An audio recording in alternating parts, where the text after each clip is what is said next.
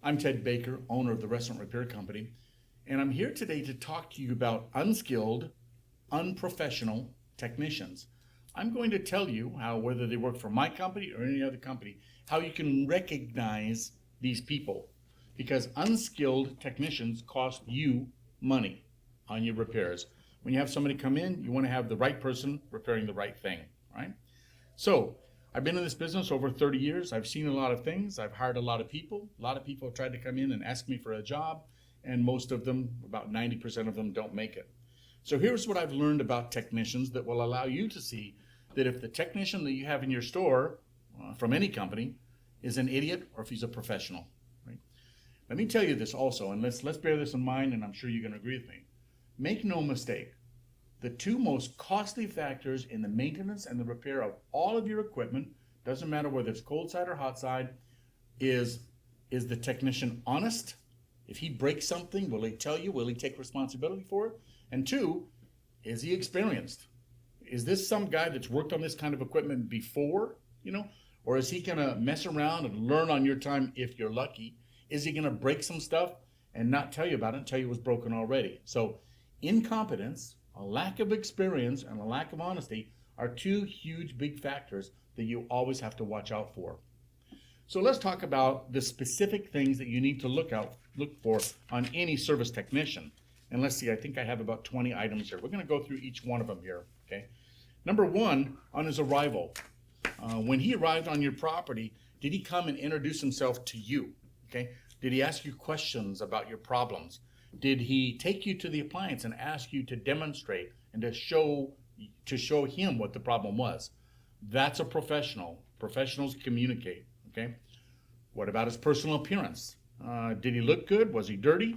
He should always be clean. He should always carry a clean shirt in the truck. Are his shirt tails tucked in? Is his shirt ironed? Does he stink? Did he shave today? God forbid, does he have alcohol in his breath? Okay. Does he wear a uniform? Is it a t-shirt and tennis shoes? Okay. What's the condition of the uniform? Okay. Does he have steel-toe boots? Okay. Does his hat say the name of some company that doesn't relate to you and me? NASCAR or some strip club, something of that sort. Is his uniform a cheap t-shirt and Levi's? I've actually seen people out in the field like that, Are his pants torn with holes? Is he wearing a name tag? All of these things count to the professionalism of who this guy is, okay? Number three, very important. Go look at his truck. What's the inside of his truck look like? Is it messy? Are there parts strewn all over? Is it neat? Is it organized? That's a good sign. Is there just papers and junk all over the dashboard? That's a huge problem, okay? If this guy is unorganized in his truck, he's unorganized the way that he works, and he's probably not the best service technician for you, okay? Next, is he on his cell phone? I think there's only two reasons for a technician to be on his cell phone. Either he's talking to his girlfriend or he's talking to technical support. And either one of those I'm not too crazy about, okay? There are, of course, some instances where you do need to call technical support. But I'll tell you this, you don't need to call technical support 4 times on one job, okay? You probably shouldn't have to talk to technical support in more than 5 or 10 minutes at the most. So if there's somebody on his cell phone for 30 minutes or 40 minutes, or especially if he's like holding it on his shoulder like this while he's trying to work on something, that's probably going to be a danger sign. You could have a technician that really doesn't know what he's doing, all right? Smoking, obviously, smoking on the job, very unprofessional. If you go up on the roof and you find him smoking a cigarette, well, then he's not working, because I can't hold a screwdriver and do this at the same time, okay? So my personal opinion is you're smoking a cigarette on the customer's property, not very professional, okay? Number 6, when he went to his truck to get parts, does he take a long time? Does he disappear, okay? Well, you want to see number 2 up above, okay? We want to look for that. Number 7, does he have a service manual on your piece of equipment with him, or does he have access to it, like maybe a notebook computer or something? Understand this. Having a service manual doesn't mean you're stupid or you lack experience. It actually means just the opposite.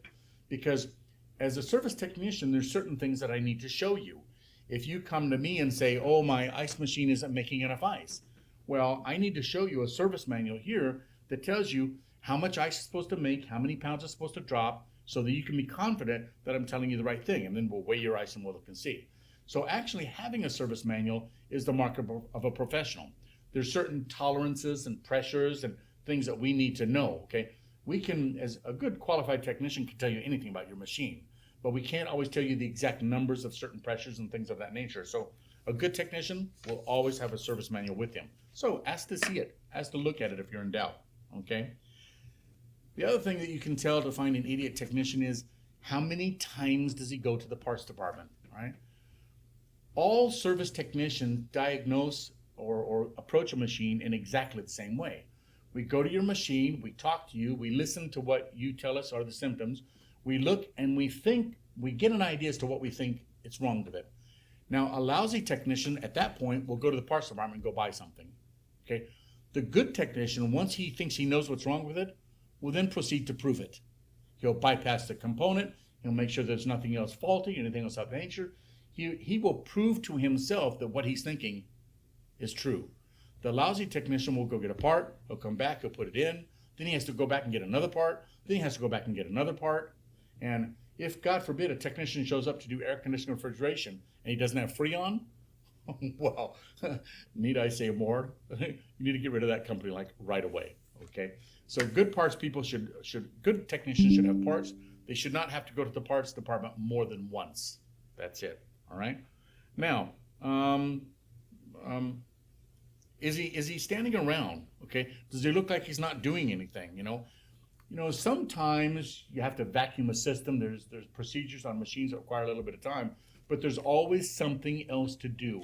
You can be writing an invoice. You can be making certain that your service area is clean. You can be talking to other people within the restaurant. Is there anything else I can look for you? You could be putting a new washer in a faucet somewhere while you're waiting for this machine to vacuum down. There's all kinds of things. If you see a guy standing waiting, doing nothing, or just looking, or he's not doing anything, that's probably going to be a problem. That's a lack of somebody else professional. Because in my opinion, when I was a service technician, I would tell managers right offhand, I got to vacuum out your machine for 1 hour. Is there anything else I can do? I can see that stuff myself. Can I adjust your door closer? Can I do this and this and this? I'm going to look for other things to help you, because if I can fix 2 things for the price of 1, well, that's a good deal, right? That's a good deal. Okay. All right. The next thing we want to do is we want to look at his tools. Okay, how do they look?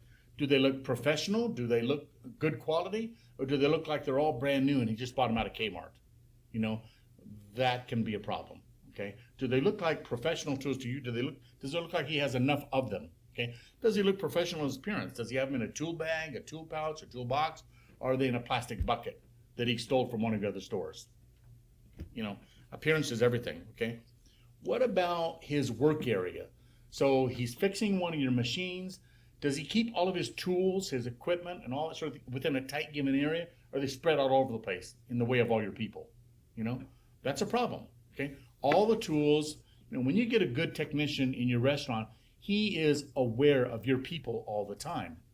When I'm in a restaurant, one of your people can't get close to me because I'm moving back.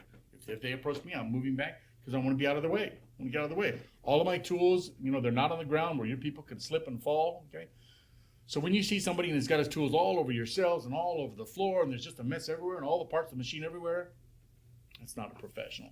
That's probably a guy that's charging you $50 an hour. And that's why he's so cheap, because he's $50 an hour, okay?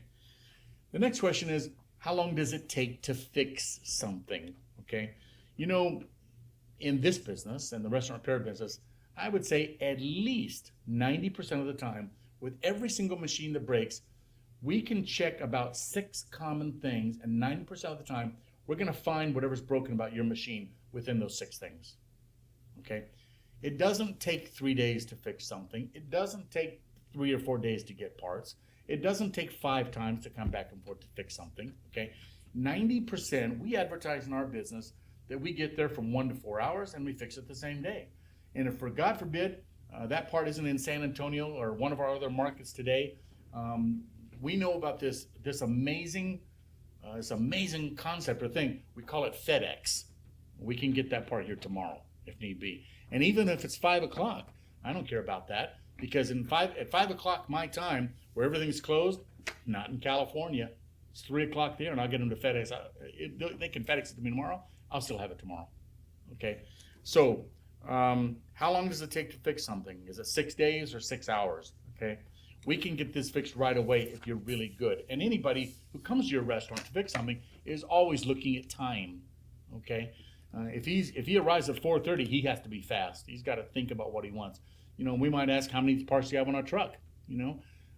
Just the other day, we had a customer call us, and he said, "Well, I've had another company come and look at my ice machine, and they say it's a bad expansion valve. So can you get an expansion valve? Because they said they can't get it till next week." So we said, "Sure, we can get an expansion valve," but it was a Hoshisaki ice machine. So I told the technician, "Yes, let's go there. Let's get an expansion valve. Let's take a computer. Let's take a float switch. Let's take a water inlet solenoid valve, and let's take cleaning materials. Let's make sure that we have everything it could possibly be." And we did it. And did we fix the ice machine? Yeah, we fixed the ice machine. Okay. What's next? Recalls, right? If a technician fixes something today and tomorrow in a couple of days it breaks, I don't know about you. I've got a lot of trucks. Okay, we've got over 40 trucks in this company, and when my mechanic, when he fixes something and I have to pay $1,000 for it and it breaks 2 days later, I'm suspicious. I think I'm like you. I think, well, why didn't you see that? Why didn't you fix that? Oh, you have to charge me again? There's a bad taste in my mouth. I don't like that.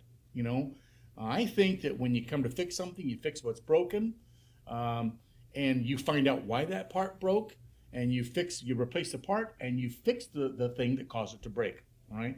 So I don't want recalls, because I think that every time I have to go fix something again, you're looking at me like I'm an idiot. I don't want to be looked at like that. I have a reputation, So the question is, when he fixes it, does it stay fixed? Or is this guy always coming back again? If he's always coming back again, get rid of him, get rid of the company. Okay? Professional technicians will check back with you. Okay? When I was a brand new itty bitty little service technician and I really didn't know that well what I was doing, I felt like it'd be a good idea, because I think that when you go to a restaurant to fix something and you leave, you have to make a decision at that point. And you got two choices. One choice is, yep, I've got it. I know what it was. This thing is nailed. It's fixed.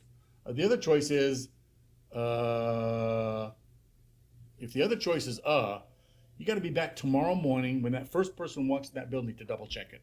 That's a professional, And sometimes guys that think they got it will still be back the next morning. When you see a company that checks back the next day, that's a good thing. Okay. But if you find you're constantly calling them because it's a recall, it broke again, or here's another, I don't even know if I have this on my list. Let's not forget about the parts changers too, right? If you get this technician or this company and they're always saying, oh, it's 3 or 4 parts to fix it. Those guys don't know what they're doing. They're guessing. They're thinking, well, this is something, so it's going to be this, or this. So they replace them all. My car doesn't work, so it's going to be an engine, a transmission, or a rear end. Oh, let's replace it all. I don't think so. That's not the way I do business. If you're a professional, you find out what's wrong, you replace that one part, and we're done with it. And that's it. Okay? Now, let me tell you this, okay? It's very important to find a service technician that knows how to listen to you, all right?